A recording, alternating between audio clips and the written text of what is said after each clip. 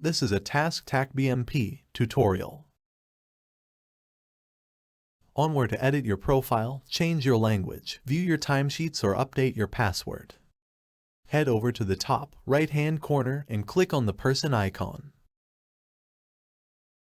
From here you can view or edit your profile.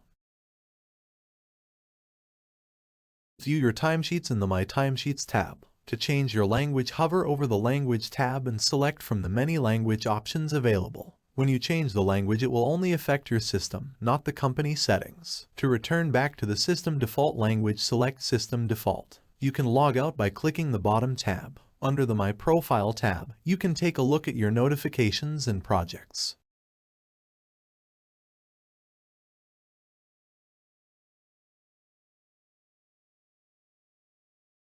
To change your password, email address, or other profile information, click on the Edit icon inside the Profile section.